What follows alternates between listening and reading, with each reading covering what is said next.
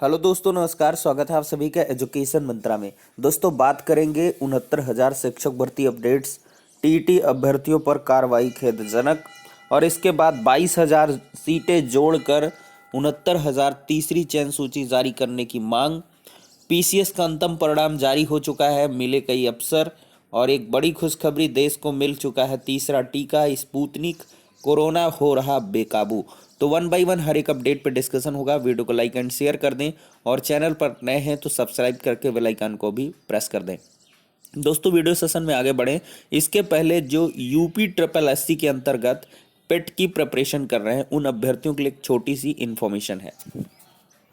अगर आप UP triple SC पेट की प्रिपरेशन कर रहे हैं तो चच्चू पब्लिकेशन लेकर आए हुए हैं बहुत ही अच्छी संपूर्ण गाइड, जिसमें 2200 प्लस बहुविकल्पी प्रश्न आपको मिलने वाले हैं। और ये पुस्तक काफ़ी अच्छी है। अगर देखा जाए तो इसमें आपको पाठ्यक्रम मिलेगा, और इसके बाद से आपको हर एक टॉपिक पर जो थियरी है, टॉप मोस्ट इम्पॉर्टेंट फैक्ट्स हैं, वो प्रोवाइड किए गए हैं। और इसके साथ ही साथ बहुत सारी थियरी के बाद जो स्मरणीय तथ्य हैं वो भी यहाँ पर एक तरफ से दे दिए गए हैं। और साथ ही प्रैक्टिस के लिए यहाँ पर बहुत सारे क्वेश्चन बहुविकल्पी एकदम एग्जाम पैटर्न के अकॉर्डिंग यहाँ पर दिए गए हैं। यहाँ पर देख सकते हैं बहुत सारे क्वेश्चन दिए हैं, और इस क्वेश्चन के बाद से आपको प्रॉपर एक्सप्लेनेशन भी दे दी गई है। तो यूपी ट्रिपल एससी की बहुत ही अच्छी बुक है, इसको आप परचेज कर सकते हैं। लिंक डिस्क्रिप्शन बॉक्स में प्रोवाइड की गई है, और वहाँ पर एक मोबाइल नंबर भी है। ज़्यादा डिटेल्ड इन्फॉर्मेशन के लिए नंबर पर कॉल करें, बुक करें आज ही, अगर आप यूपी ट्रिपल एससी पेट की प्रिपरेशन कर रहे हैं। दोस्तों, अगर देखा जाए तो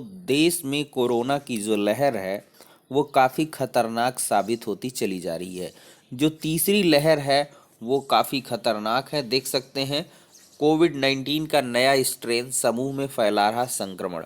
24 से 48 घंटे में बिगड़ रही संक्रमित की हालत पहले वायरस से 3 गुना अधिक प्रभावी। सॉरी, ये दूसरी स्ट्रेन है, लेकिन जो वायरस है ये 3 गुना प्रभावी है पहले स्ट्रेन से। केजीएमयू के एक चिकित्सक के पॉजिटिव आने के बाद दूसरे दिन उनका पूरा परिवार, उनके संपर्क में आए विभाग के सभी कर्मचारी पॉजिटिव पाए गए। एक साथ 15 लोगों को भर्ती करना पड़ा। बीएचयू में पॉजिटिव मिले रेजिडेंट डॉक्टर के संपर्क में आए 4 कर्मचारी भी दूसरे दिन संक्रमित मिले। डॉक्टर की हालत 24 घंटा के भीतर इतनी बिगड़ गई कि उन्हें एयरलिफ्ट कर लखनऊ के अस्पताल में भर्ती करना पड़ा। केस 3 क्या है? लखनऊ के एक व्यापारी कोरोना संक्रमित हो गए। अगले दिन उनका पूरा परिवार, उनके प्रतिष्ठान के 10 कर्मचारी की रिपोर्ट भी पॉजिटिव आई। तमाम कष्टों के बावजूद 24 घंटे के अंदर व्यापारी की हालत बिगड़ने के बाद मौत भी हो गई। देखें तो मरीजों को देनी पड़ रही ज़्यादा ऑक्सीजन। कोविड-19 का नया स्ट्रेन पहले से ज़्यादा खतरनाक है। यह कम समय में बहुत तेजी से फैलता है और मरीजों को पहले वायरस की तुलना से 2 से 3 गुना अधिक गति से प्रभावित करता है। यह स्ट्रेन मरीजों के फेफड़े पर तेजी से लेयर बना रहा है। इससे फेफड़े के फूलने की दर कम हो रही है। महज 24 से 48 घंटे में कई मरीजों की हालत काफ़ी खराब हो रही है। यहाँ पे देखें तो केजीएमयू की माइक्रोबायोलॉजी विभागाध्यक्ष डॉक्टर अमिता जैन कहती हैं कि नए स्ट्रेन के बारे में स्पष्ट जानकारी नहीं है, पर यह बहुत खतरनाक है और इसकी संख्या 2 से अधिक हो सकती है। तो आप लोग बिल्कुल से सतर्क रहें। और यहाँ पर खुशखबरी भी है, देश को मिला तीसरा टीका स्पुतनिक। संक्रमण में ब्राजील से भी बदतर हुआ भारत। अमेरिका के बाद दूसरा सबसे प्रभावित देश बन चुका भारत। देश में स्वस्थ होने की दर गिरकर 90% से नीचे जा चुकी है। 12 लाख के पार देश में कुल सक्रिय मरीज हैं। और कल की डेट में अगर बात करें तो 1,68,000 संक्रमित यहाँ पर आ चुके हैं 24 घंटे के अंदर। सुप्रीम कोर्ट में 44 कर्मी संक्रमित हो चुके हैं। और यहाँ पर अगर बात करें तो दावा है 91.6% तक असरदार है रूसी टीका। भारत में Sputnik V doctor Reddy pharma company द्वारा तैयार किया जा रहा है। दावा है कि यह टीका 91.6% तक असरदार है। वहीं पुणे स्थित सीरम इंस्टीट्यूट ऑफ इंडिया की कोविडशील्ड और भारत बायोटेक की कोवैक्सीन 71 से 80% का असरदार है। तो देख सकते हैं अब क्या कुछ होगा भाई। इसमें यूपी में देखें तो 13,685 नए संक्रमित मिले हैं एक दिन में, और 72 की मौत हो चुकी है। बहुत बड़ी भयावह स्थिति यहाँ पर बनती हुई नजर आ रही है। तो दोस्तों बच कर रहे, फिलहाल के लिए कोविड की जो भी अपडेट्स हैं इनको खत्म करेंगे। अब यहाँ पर एक बड़ा परिणाम जारी हो गया है। यूपी को 476 नए पीसीएस अधिकारी मिल चुके हैं। दिल्ली की संचिता टॉपर रही हैं। उत्तर प्रदेश को 476 नए पीसीएस अफसर मिल गए हैं। उत्तर प्रदेश लोक सेवा आयोग यूपी पीसीएस ने सोमवार को पीसीएस 2020 का अंतिम चयन परिणाम जारी कर दिया है। इसमें दिल्ली की संचिता ने टॉप किया है। मेरिट में दूसरे स्थान पर लखनऊ की बेटी शिवाक्षी दीक्षित ने कब्जा जमाया है, जबकि हरियाणा के मोहित रावत तीसरे स्थान पर है। टॉप 10 की सूची में करछना प्रयागराज के ललित कुमार मिश्र को 6वां स्थान मिला है। उनका चयन डिप्टी कलेक्टर के पद पर हुआ है। परीक्षा 24 प्रकार के 487 पदों पर भर्ती के लिए आयोजित की गई थी, लेकिन बाल विकास परियोजना अधिकारी के 11 पदों पर सुयोग्य अभ्यर्थी न मिलने के कारण पद खाली रह गए हैं। आयोग ने यह भर्ती रिकॉर्ड समय में पूरी की है। परीक्षा परिणाम आयोग की वेबसाइट और कार्यालय के सूचना बोर्ड पर उपलब्ध है। पीसीएस 2020 की प्रारंभिक परीक्षा पिछले साल 11 अक्टूबर को आयोजित की गई थी। आयोग ने 6 माह में परीक्षा का अंतिम चयन परिणाम जारी कर दिया है। यह एक रिकॉर्ड है। आयोग के इतिहास में पहली बार इतने कम समय में पीसीएस परीक्षा पूरी हुई है। आयोग ने 1 से 8 अप्रैल तक इंटरव्यू कराए थे। इससे पूर्व 20 मार्च को मुख्य परीक्षा का परिणाम भी जारी कर दिया था, जिसमें 845 अभ्यर्थियों को इंटरव्यू के लिए घोषित किया गया था। इंटरव्यू में 43 अभ्यर्थी अनुपस्थित रहे थे। आयोग के सचिव जगदीश के अनुसार अंतिम रूप से सफल घोषित किए गए जिन अभ्यर्थियों के नाम के आगे प्रोविजनल शब्द अंकित है, उन्हें निर्धारित समय में वांछित अभिलेख प्रस्तुत करने होंगे, अन्यथा उनका चयन निरस्त कर दिया जाएगा। तो देख सकते हैं दोस्तों, यहाँ पर टॉप 10 में 5 बेटियां भी निकल के आई हैं। पीसीएस 2010 की टॉप 10 मेरिट में आधी संख्या बेटियों की है। मेरिट में शीर्ष 2 स्थान पर बेटियों ने कब्जा किया है। वहीं 7वें स्थान पर मोहन नगर गाजियाबाद की प्रतीक्षा सिंह, 8वें स्थान पर ज्योतिबा फुले नगर की महिमा और 10वें स्थान पर सुमैया नगर बाराबंकी की नेहा मिश्रा रही हैं। टॉप 10 की मेरिट में बलिया के शिशिर कुमार सिंह को चौथा, मेरठ के उदित पवार को पंवार है को 5वां और करछना प्रयागराज के ललित कुमार मिश्र को 6वां और गोरखपुर के सिद्धांशु नायक को 9वां स्थान मिला है। तो सभी को शुभकामनाएं। यहाँ पर प्रयागराज के ललित कुमार मिश्र बने डिप्टी कलेक्टर। यहाँ पर अगर देखें तो सीडीपीओ के सर्वाधिक 94 पदों पर चयन हुआ है। इस बार डिप्टी सीएम का कोई पद नहीं, डिप्टी कलेक्टर के 61 पदों पर चयन यहाँ पर हुआ है। पीसीएस 2020 के तहत सीडीपीओ के सर्वाधिक 94 अभ्यर्थियों का चयन हुआ है। 2 माह में 2 पीसीएस परीक्षाओं के परिणाम निकल चुके हैं। टॉपर्स में इंजीनियरों का रहा दबदबा, हिंदी पट्टी को झटका यहाँ पर मिला है। अब दोस्तों यहाँ पे बात करेंगे 22,000 पदों पर भर्ती कराने की मांग बढ़ रही है। नियुक्ति से वंचित प्रशिक्षु शिक्षकों ने सौंपा विधायक को ज्ञापन। देखा जाए तो नियुक्ति से वंचित प्रशिक्षुओं ने सोमवार को मुख्यमंत्री को संबोधित जो विधायक श्याम प्रकाश को ज्ञापन सौंपा, जिसमें परिषदीय प्राथमिक विद्यालयों में 69,000 सहायक अध्यापक की भर्ती में 22,000 रिक्तियों को जुड़वाने की मांग की है।